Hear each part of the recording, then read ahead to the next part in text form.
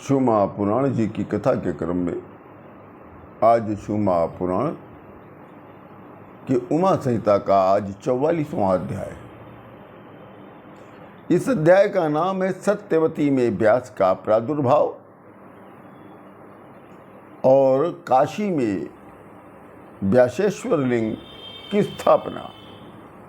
तो ये अध्याय बड़ा है, तो आज हम आपको इस अध्याय का एक पहला भाग सुनाएंगे और उस पहले भाग का नाम होगा सत्यवती से व्यास का प्रादुर्भाव। सौनक जी कहते हैं कि हे महाभाग्य सूत जी, व्यास की उत्पत्ति किस प्रकार से हुई। व्यास की माता का नाम सत्यवती था और वो देवी राजा शांतनु से ब्याही गई थी। उनसे पाराशर योगी से व्यास किस प्रकार से उत्पन्न हुए, ये एक संदेहात्मक विषय है। कृपया मेरे संदेह को दूर करने की कृपा करें। तो पाराशर सूत जी महाराज कहते हैं कि हे सौनक मुनि, एक बार योगी पाराशर तीर्थ यात्रा करते हुए यमुना के मनोहर तट पर पहुंचे। उनको यमुना पार करके उस पार जाना था और यमुना तट पर एक निषाद नाविक मल्लाह बैठे हुए थे, परंतु वो भोजन कर रहे थे। तो उनके पास जाकर पाराशर महाराज कहते हैं कि हे निषाद राज, मुझे शीघ्र ही यमुना के उस पार जाना है और आप मुझे जल्दी से तुरंत आप बिना किसी देरी से मुझे उस यमुना के उस पार पहुंचाने की कृपा करें। चूँकि निषाद राज भोजन कर रहे थे, इस कारण उन्होंने अपनी कन्या मत्स्यगंधा से कहा कि हे पुत्री, मैं भोजन कर रहा हूँ, इसलिए तुम शीघ्र ही इस नाव से इस महर्षि को यमुना के उस पार पहुँचा कर आओ। तब मत्स्यगंधा पिता की आज्ञा पाकर उस तेजस्वी महर्षि को नौका में बिठाकर ले जाने लगी, परंतु काल का प्रभाव महर्षि पाराशर भी नहीं जानते थे। काल का प्रभाव देखे कि महर्षि पाराशर उस निषाद कन्या को देखते ही मोहित हो गए और कामातुर हो गए और अपने दाहिने हाथ से उसके दाहिने हाथ का स्पर्श करने लग गए। तब मत्स्यगंधा कहती है कि हे महर्षि, ये आप निंदनीय कार्य क्यों कर रहे हैं। आप तो वशिष्ठ जैसे महर्षि के कुल में उत्पन्न हुए लगते हैं और मैं तो एक निषाद कन्या हूँ। इस प्रकार का संगम तो आपके लिए सर्वथा अनुचित है। हे मुनि श्रेष्ठ, प्रथम मनुष्य का जन्म ही दुर्लभ है, दूसरा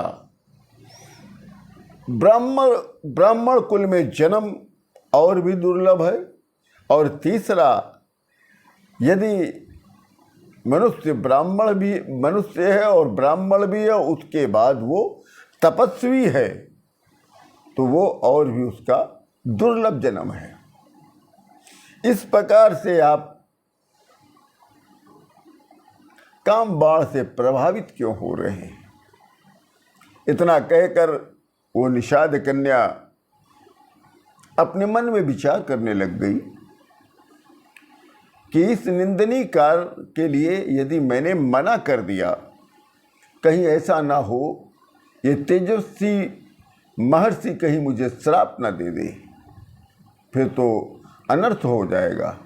तब वो इतना सोचने के बाद वो निषाद कन्या मत्स्यगंधा कहती है कि हे महर्षि, जब तक मैं ये नाव चला रही हूँ और आपको उस पार कर ना आऊँ, तब तक आप धैर्य रखिए और कोई भी निंदनीय कार्य मत करिए।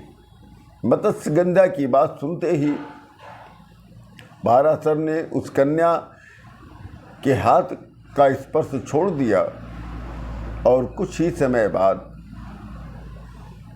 निषाद कन्या मत्स्यगंधा ने पाराशर को यमुना के उस पार तक पहुंचा दिया। जैसे ही यमुना के उस पार पाराशर जी पहुंचते हैं तो पाराशर काम के बाण से इतनी वशीभूत हो जाते हैं कि पाराशर उस निषाद कन्या का बिना पल भर देरी किए हाथ पकड़ लिया। तब मत्स्यगंधा कहती कि हे मुनि श्रेष्ठ, मैं तो दुर्गंध युक्त काले वर्ण की निषाद कन्या हूं और आप करुणा के सागर योगी राज हो, इसलिए हम दोनों का मिलन या संगम उचित नहीं, क्योंकि समान जाति और समान रूप का संग ही सुखदायक होता है। निषाद कन्या के इतना कहने पर पाराशर मुनि ने अपने तेज के प्रभाव से उस निषाद कन्या के शरीर को सुंदर कर दिया और उसके शरीर से दुर्गंध की जगह पर सुगंध फैलने लग गई और काल के प्रभाव से पीड़ित पाराशर ने उस कन्या को जैसे ही पकड़ना चाहा है, वैसे ही मत्स्यगंधा फिर पुनः कहती है कि हे स्वामी, जरा ठहरिए, मैथुन क्रिया रात्रि में ही शोभा देती है, दिन में कदापि नहीं तो महान दोष होगा और महान निंदा भी होगी। अतः आप रात तक की प्रतीक्षा करिए, दिन में मनुष्य भी देखेंगे और उस पार मेरे पिता हैं, वो भी देख सकते हैं, इसलिए आप थोड़ी देर रात्रि का प्रतीक्षा कर लीजिए।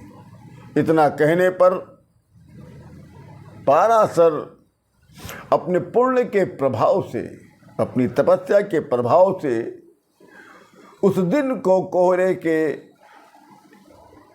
से उसको अंधेरा कर दिया, जैसे सर्वत्र रात्रि हो गई।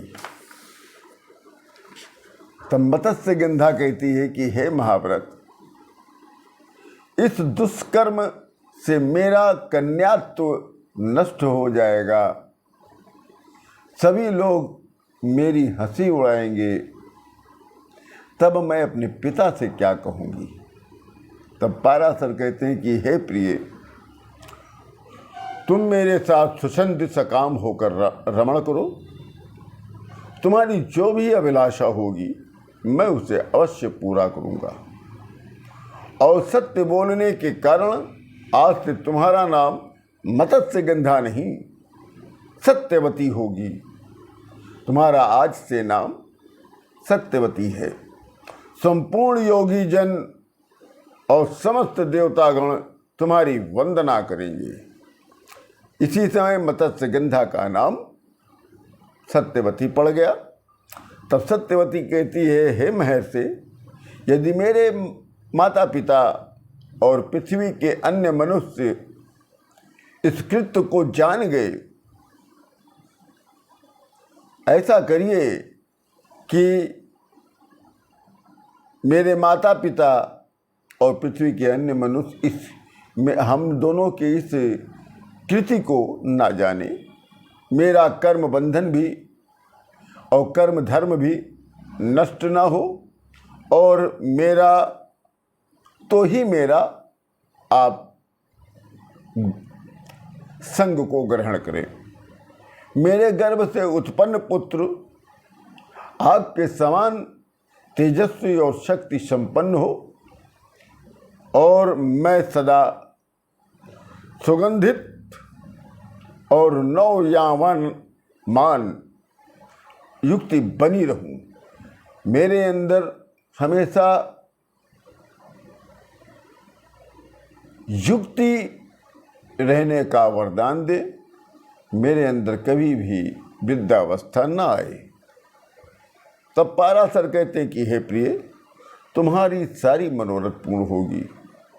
तुम्हारा पुत्र विष्णु वंश से महायशस्वी होगा। आज तक मैंने बहुत सी अप्सराओं को देखा है, परंतु मैं कभी भी काम से पीड़ित नहीं हुआ।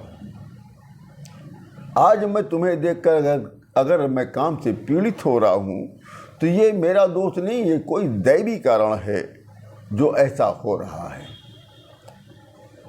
तो इसलिए हे प्रिय, तुम्हारा पुत्र पुराणों का कर्ता और वेदों का विभाग करता और तीनों लोगों में प्रसिद्धि पाने वाला होगा। तब उस कन्या से पाराशर ने रमण कर यमुना में स्नान कर अपने स्थान को चले गए और उस कन्या से एक दिव्य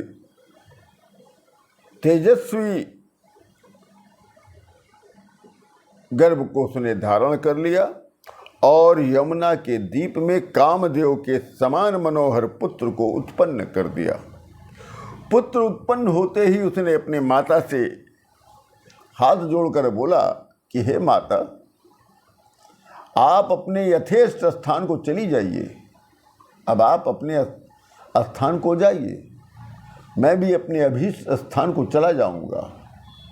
हे माता, जब कभी भी किसी प्रयोजन से आप मेरा स्मरण करेंगी, तत्क्षण मैं आपकी इच्छा पूर्ति हेतु उपस्थित हो जाऊंगा।